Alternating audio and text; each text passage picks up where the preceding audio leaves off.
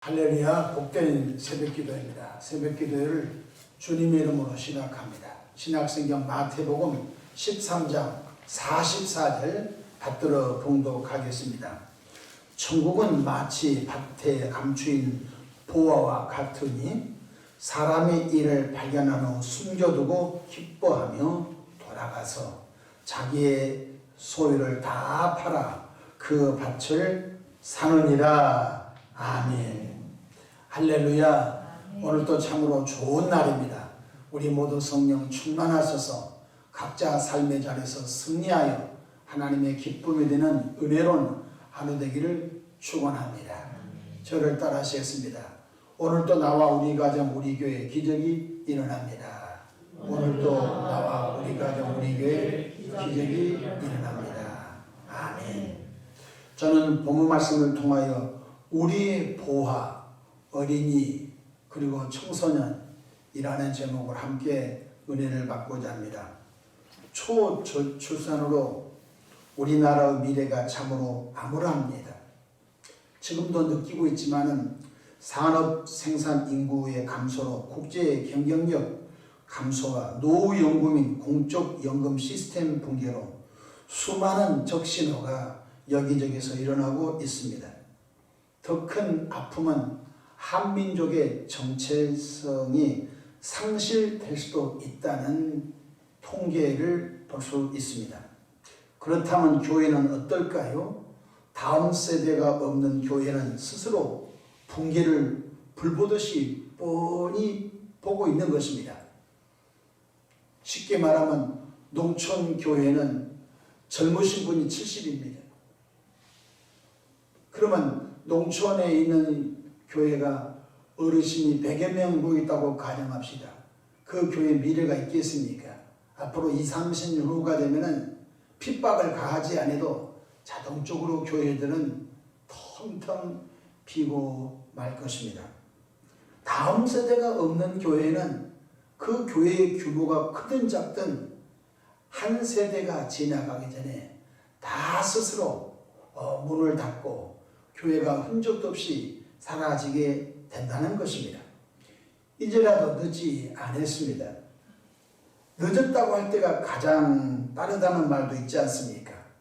그러므로 우리는 우리의 보화가 돈이 아니고 우리의 보화가 어린아이, 다음 세대 청소년이라고 하는 영적인 마인드를 가져야 할 줄로 믿으시기를 바랍니다.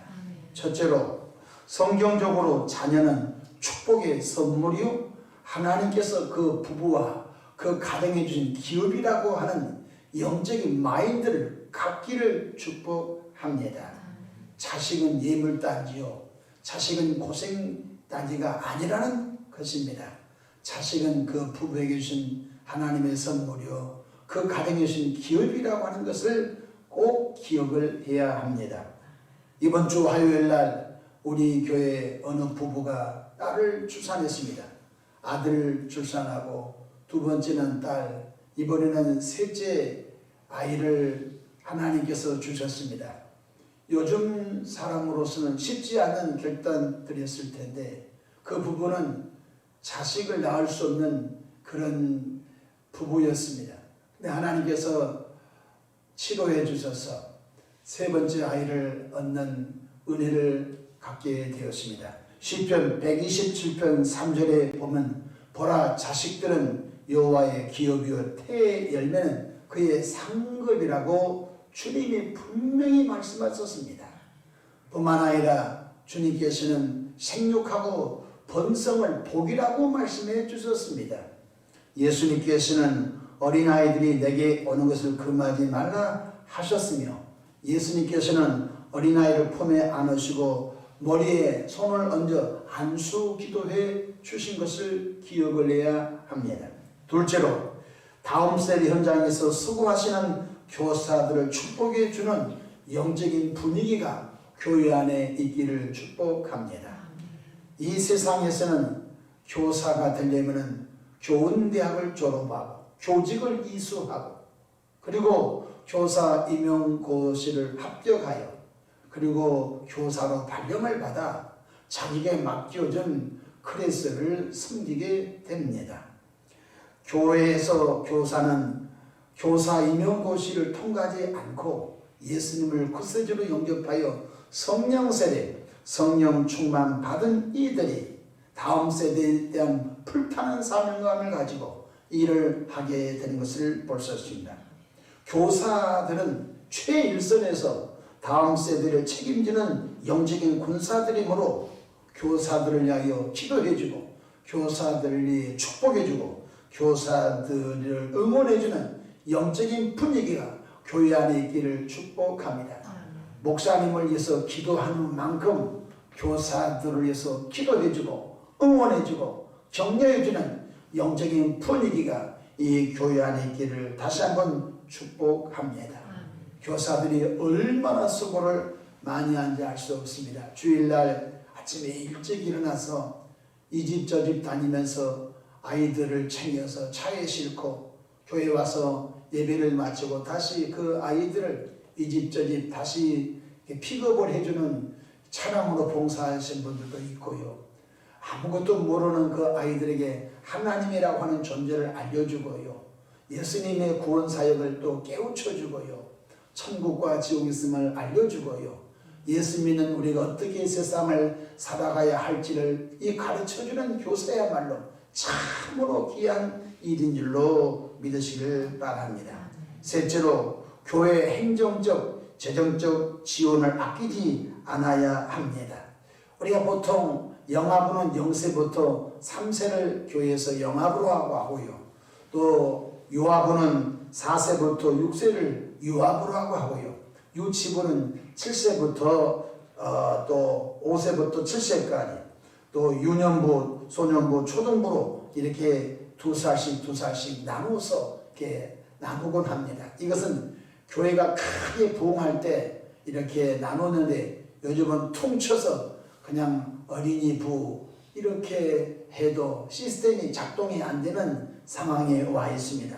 저는 늘 기도할 때 영아부가 있고 또 유치부가 있고 유년부가 있고 소년부가 있고 초등부가 있게 해달라고 늘 기도하고 있습니다. 각 학년마다 남녀반이 비지 않게 해달라고 늘 기도하고 꿈을 꾸고 있습니다. 그리고 우리 여름 성경학교 또 겨울 성경학교 여름 학생수련회 또 겨울 학생수련회 또 매월마다 진행하는 아동부 특별 또 순서 학생부 특별 순서를 통하여 그 세대에 걸맞는 그러한 좋은 교육 프로그램을 통하여 다음 세대를 세워가는 은혜가 있기를 기도하고 있습니다. 재정을 아끼지 않고 행정을 아끼지 않고 그 교사들이 우리가 이 귀한 일을 하고 있다고 하는 영적인 자긍심을 갖도록 일할 수 있도록 끊임없이 우리 장년 교인들은 격려해주고 축복해주기를 주 이름으로 축복합니다. 산에 묘목을 심듯이 다음 세대를 위해 인내하며 관심을 갖는 교회가 되기를 축복합니다. 저는 어렸을 때 시골에서 살았습니다. 울력이라고 합니다. 울력이라고 하는 말이 표준말인지는 잘 알 수 없지만은 마을의 민둥산에 학생들이 가서 이렇게 줄을 그어 놓으면은 삽으로 산을 파가지고 괭이로 삽으로 산을 파서 묘목을 심었습니다. 할당량이 있습니다. 한 사람 앞에 30그루 나무를 심고 내려와라. 그러면은 30그루 나무를 산에 심고 내려와야 했었습니다. 그게 보통 저희 세대 이 산 녹화 사업을 위하여 이 마을 사람들이 또 노동력을 또 동원해서 모든 사람이 산에 가서 나무를 심었습니다. 민둥산밖에 없었습니다. 그런데 어느덧 그 나무들이 커가지고 지금 시골에 가면은 산이 울창하고 우리 한국이 민둥산이 어디 있습니까? 얼마나 숲이 우거져 있는지 알 수가 없습니다. 저는 그것을 꿈꿉니다. 지금이라도 늦지 않았습니다. 어린아이 한 생명 곱게 심어놓고 또 하나님의 사랑으로 물을 주고 관심 있게 기도해주고 축복해주고 또 태어난 아이들 또 헌화식 세례식을 통하여 또 그 아이들 하여 기도해주고 십자가 사랑으로 물을 주고 또 기도해주면은 우리도 모르는 사이에 푸릇푸릇 온 산이 푸른 산이 된 것처럼 교회도 그럴 날이 올 줄로 믿으시기를 바랍니다. 우리 교회 안에 그런 일이 있기를 주 이름으로 축원합니다. 젊은이들이 결혼하면 아이를 낳도록 기도해주고, 또 우리 아이라고 하는 의식, 내 아이가 아니라 우리가 키운다고 하는 의식을 갖기를 바랍니다. 주일날 지금 기저귀 찬 아이들이 몇 명 있습니다. 그래서 이렇게 서로 우리 아이니까, 영적으로 우리 식구니까 이렇게 저렇게 교회에서 서로 돌봄을 통하여 우리가 함께 키우는 것을 보면서 이것이 교회구나, 내 아이가 아닙니다, 우리 아이입니다, 하나님의 자녀입니다.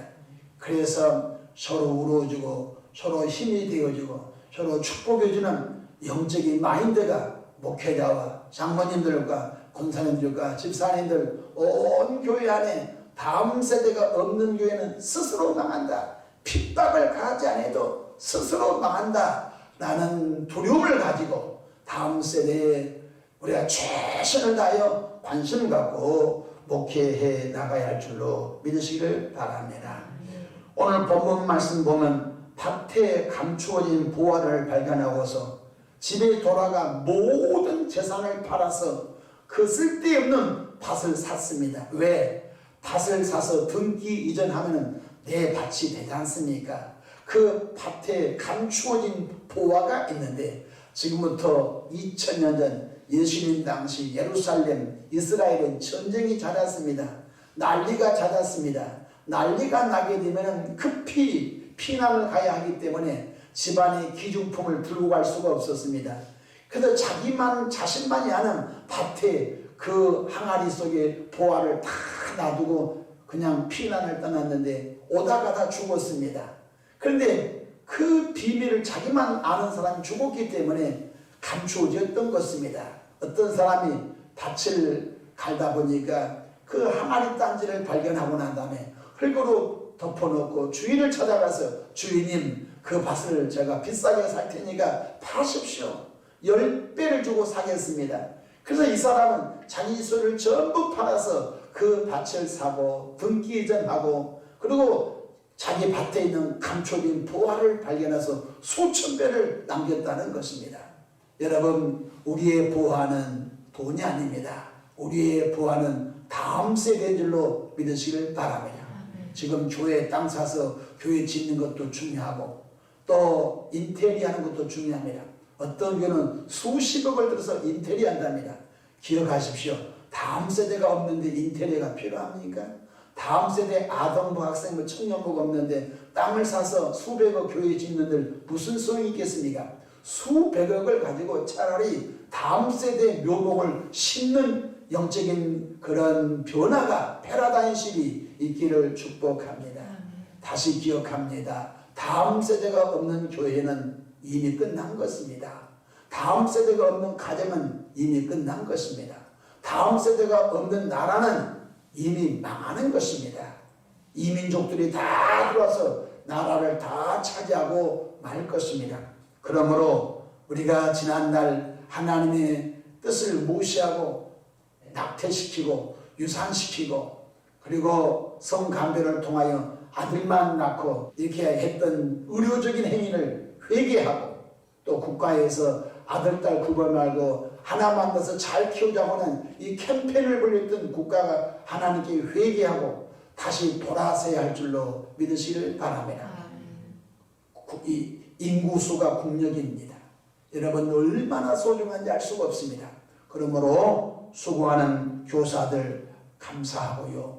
또 교회의 모든 식구들이 아동부 부흥을 위해서, 학생부 부흥을 위해서, 청년부 부흥을 위해서 관심 갖고 주변에 아동부가 있거든 교회에 가자고 권해주고, 혹시 여러분들 어려우면 교사들 동원해 가서 아이들이 교회에 나오도록 이끌어내는 그런 열정이 있기를 축복합니다.